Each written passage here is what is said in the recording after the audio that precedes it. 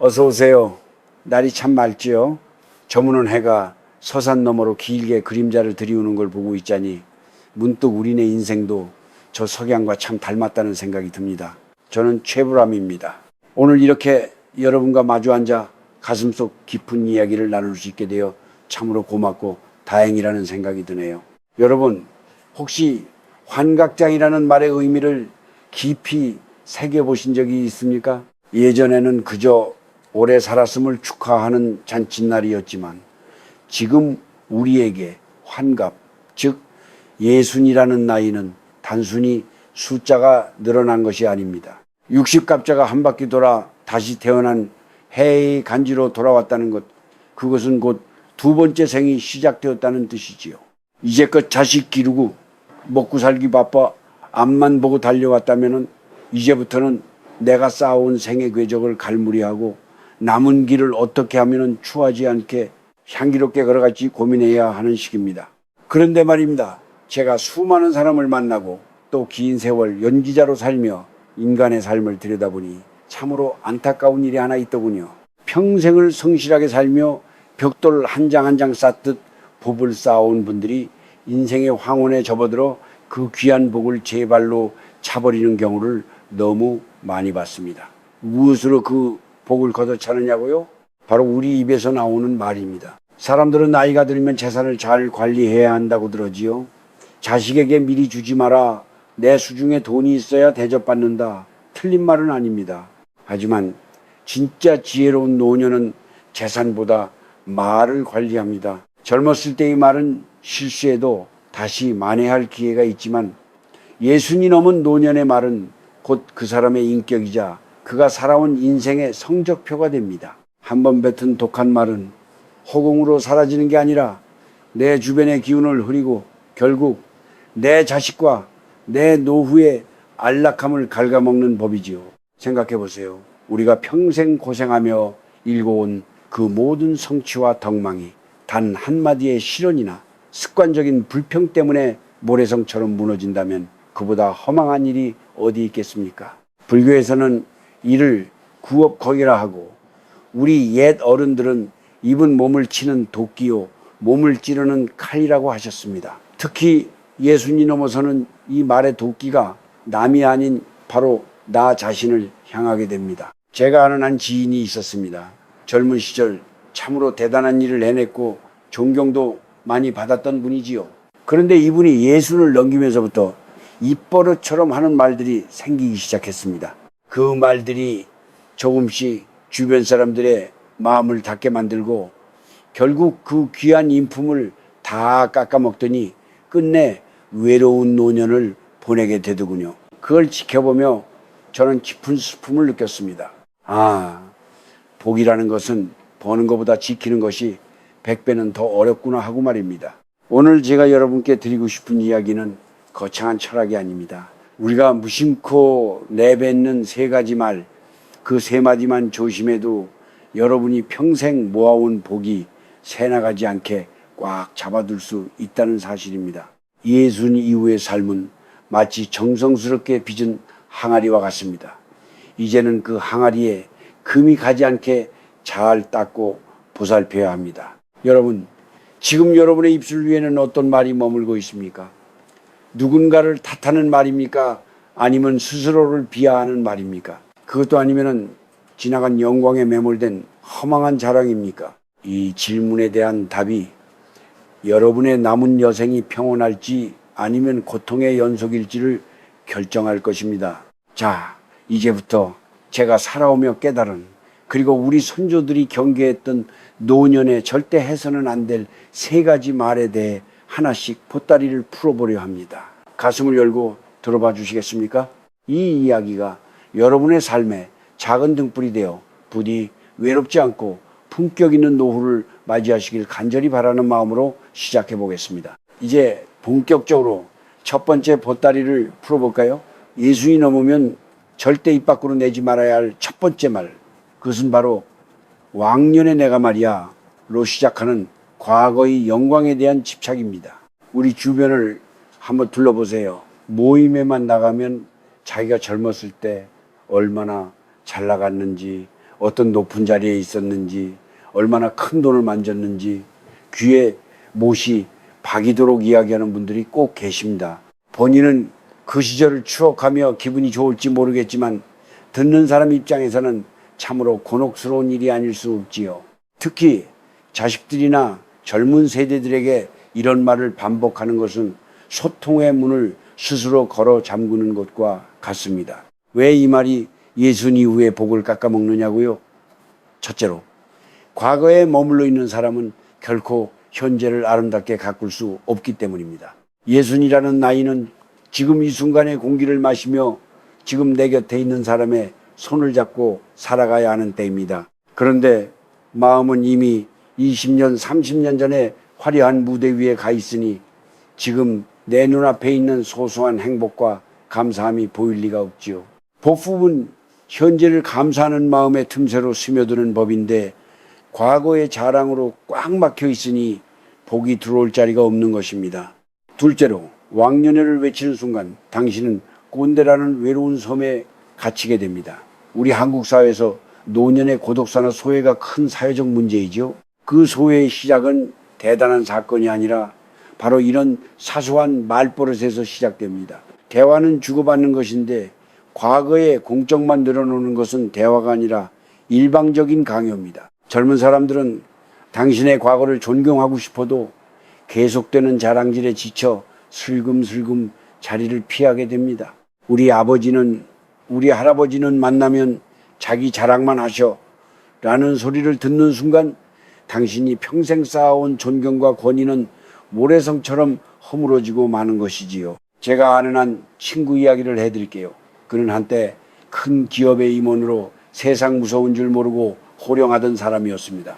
퇴직 후에도 그는 만나는 사람마다 자기가 부렸던 부하 직원이 몇 명이었는지, 얼마나 큰 프로젝트를 성사시켰는지를 훈장처럼 떠들고 다녔지요. 하지만 시간이 흐를수록 그의 전화기는 조용해졌습니다. 친구들도 후배들도 하나둘 떠나갔죠.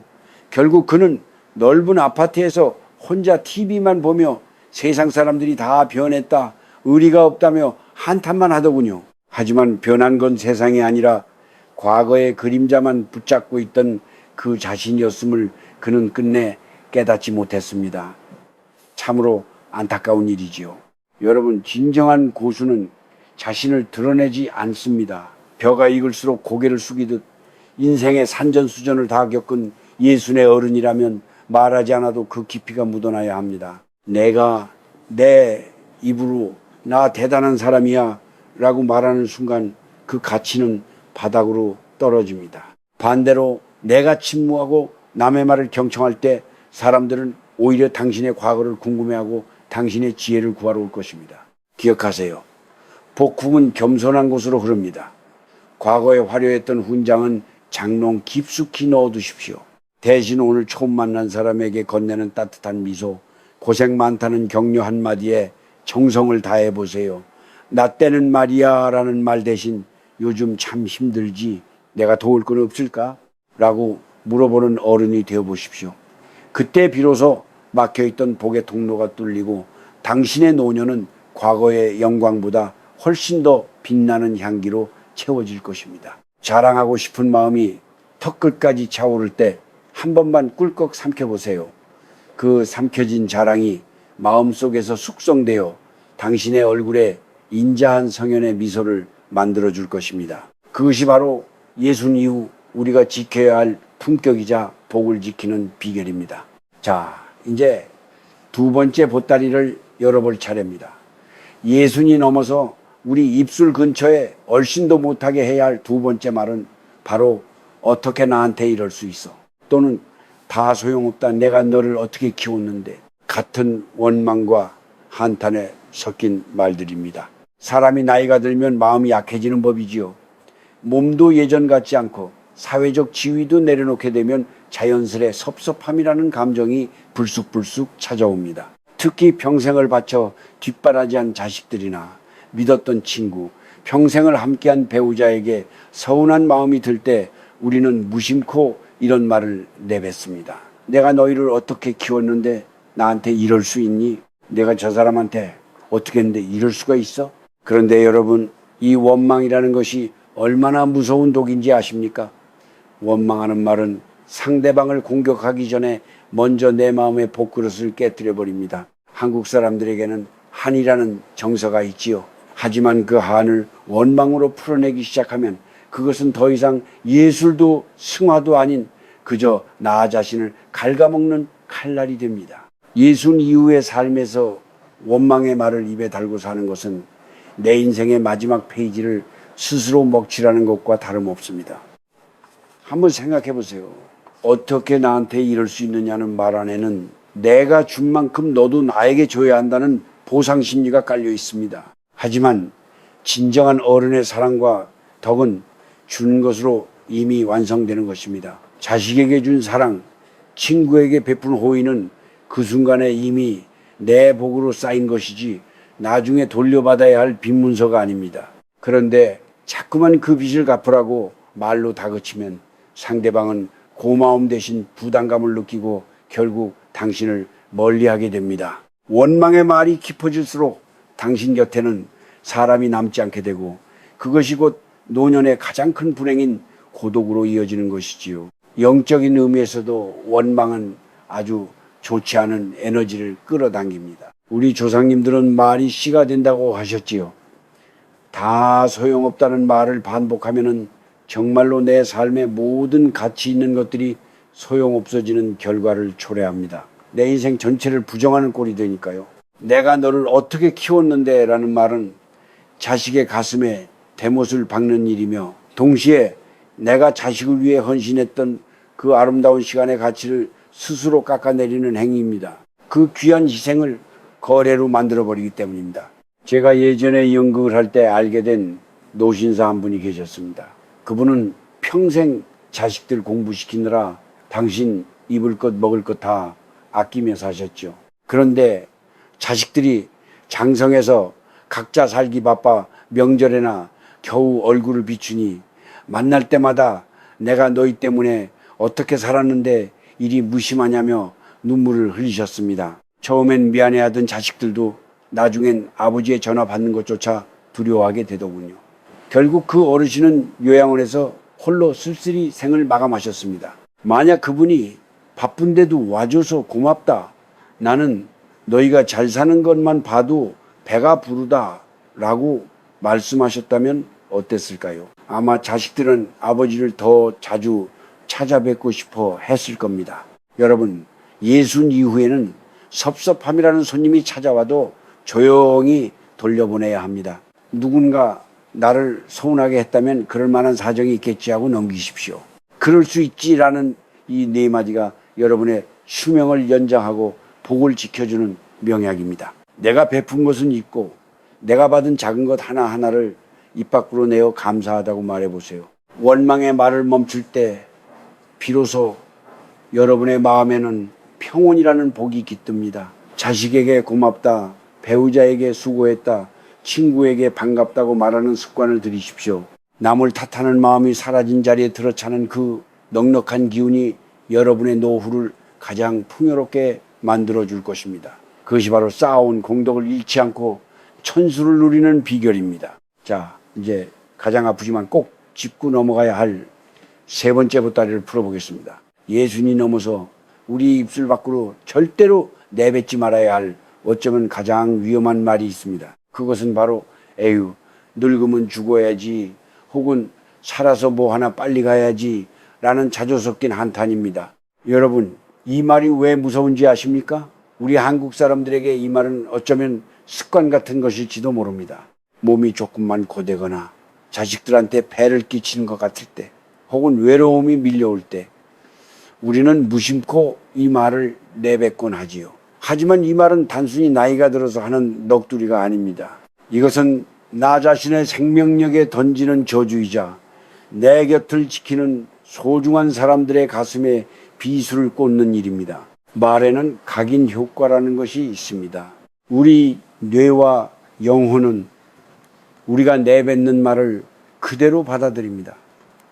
죽고 싶다는 말을 반복하면 우리 몸의 세포들도 생기를 잃고 정말로 시들어갑니다. 예순 이후의 삶은 마치 가을의 결실과 같아서 찬란한 햇살을 끝까지 머금고 곡식을 익혀야 하는 시기입니다. 그런데 스스로 나는 이제 쓸모없으니 떨어지겠다고 선언해버리면 그 인생의 결실이 어떻게 아름다울 수 있겠습니까?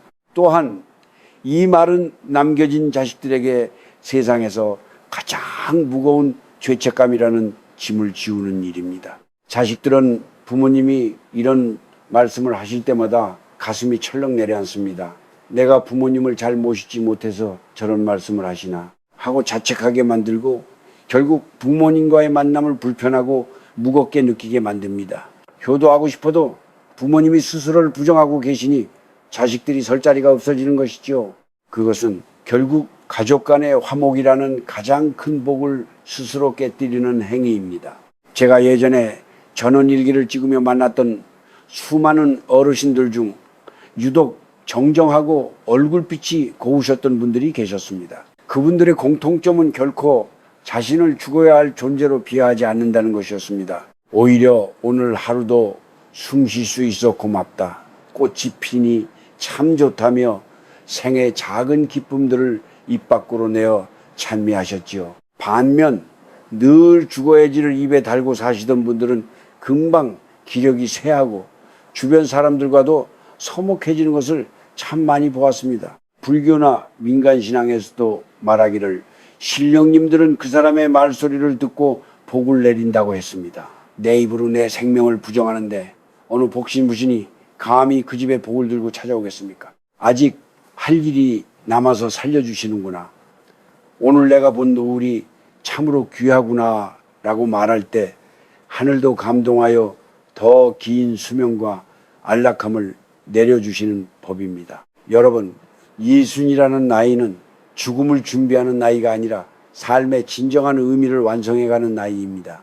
이제껏 타인을 위해 살았다면 이제는 나 자신을 위해 따뜻한 밥 한 끼를 대접하고 나를 향해 참 잘 살았다, 고생했다 고 말해줄 수 있어야 합니다. 스스로를 귀하게 여겨야 남들도 나를 귀하게 여깁니다. 만약 몸이 아프고 마음이 허기져서 눈물이 날 때라도 절대로 죽어야지라는 말로 마침표를 찍지 마십시오. 대신 이렇게 말해보세요. 조금 힘들지만 그래도 내일 아침에 마시는 차 한 잔이 기대되는구나. 이 작은 긍정의 한마디가 여러분의 영혼을 깨우고 흩어졌던 복을 다시 불러 모으는 자석이 될 것입니다. 우리는 모두 이 세상의 소풍 온 손님들입니다. 소풍이 끝날 때까지는 그 시간을 온전히 즐겨야 할 의무가 있습니다. 스스로를 벼랑 끝으로 내모는 말 대신 내 삶의 마지막 순간까지 축복하는 말을 하십시오. 그것이 바로 여러분이 평생 쌓아온 공덕을 아름답게 마무리 지을 수 있는 유일한 길입니다. 이제 긴 이야기의 끝자락에 다다랐네요. 지금까지 우리는 예순 이후에 절대 내뱉지 말아야 할 세 가지 말, 과거의 자랑, 타인을 향한 원망, 그리고 자신을 비하하는 포기의 말에 대해 나누어 보았습니다. 어떠셨나요? 혹시 이야기를 들으면서 아차, 내가 어제 그 말을 했었지 하고 가슴 한구석이 찔리지는 않으셨는지요?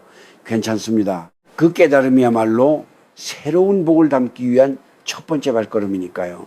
인생의 마지막을 준비하는 예순 이후의 삶을 저는 저녁 노래에 비유하고 싶습니다. 한낮의 뜨거운 태양은 만물을 자라게 하지만 세상을 가장 아름다운 빛으로 물들이는 것은 서산으로 넘어가는 황혼의 빛입니다. 그 빛은 강렬하지 않으나 온화하고 화려하지 않으나 깊이가 있지요. 우리 노년의 삶도 그래야 합니다. 이제는 무언가를 더 채우고 더 얻으려 애쓰기보다는 내 안에 남아있는 것들을 어떻게 아름답게 갈무리할지를 고민해야 합니다. 진정으로 복 있는 노년을 보내는 비결은 의외로 간단합니다. 입을 닫고 지갑을 열라는 말도 있지만은 저는 그보다 더 중요한 것이 마음을 넓히는 것이라고 생각합니다. 나이가 들수록 내 생각만 옳다는 고집이 생기고 내 방식대로 세상이 돌아가길 바라게 되지요. 하지만 세상은 변했고 우리는 그 변화의 흐름을 인자한 미소로 지켜봐줄 의무가 있습니다. 그것이 바로 어른의 품격입니다. 말을 줄이는 대신 귀를 여십시오. 자식의 이야기에 나 때는 말이야 라는 핀잔 대신 그랬구나, 힘들었겠구나 라는 공감을 건네십시오. 친구의 성공에 시샘 어린 원망 대신 참장하다 축하한다는 진심을 보태십시오. 그리고 무엇보다 매일 아침 거울을 보며 자신에게 오늘도 살아있어 고맙다, 참 잘 살아가고 있다는 격려를 잊지 마십시오. 우리가 내뱉는 긍정의 말 한마디는 공중으로 흩어지는 것이 아니라 씨앗이 되어 우리 집 마당에 평화라는 꽃으로 피어날 것입니다. 여러분, 복울은 저 멀리 산신령이 내려주는 신비한 보물이 아닙니다. 오늘 내가 무심코 건넨 따뜻한 말 한마디, 누군가를 용서하며 삼킨 쓴 소리 한 모금, 그리고 내 삶을 끝까지 사랑하겠다는 굳은 결심이 모여 복이 됩니다. 예순이 넘어서도 사람들이 곁에 모여들고 자식들이 부모의 얼굴을 보는 것만으로도 마음의 안식을 얻는다면 그보다 더 큰 성공과 복이 어디 있겠습니까? 이제 이 영상을 끄고 나면은 곁에 있는 가족이나 친구에게 혹은 나 자신에게 따뜻한 말을 한마디 건네보시기 바랍니다. 고맙다, 사랑한다, 수고했다는 이 평범한 말들이 여러분의 남은 생을 천국으로 만들어줄 것입니다. 세월은 강물처럼 흐르고 우리네 몸은 조금씩 낡아가겠지만 우리의 영혼과 우리가 남긴 말들은 영원히 남습니다. 부디 여러분의 입술이 독이 아닌 꽃향기를 전하는 통로가 되기를, 그리하여 여러분의 황혼이 저 석양보다 더 붉고 찬란하게 빛나기를 진심으로 기도하겠습니다. 긴 시간 제 이야기를 들어주셔서 참으로 고맙습니다. 여러분의 삶에 늘 평안과 만복이 깃들기를 바랍니다. 저는 최불암이었습니다. 건강하고 행복하십시오.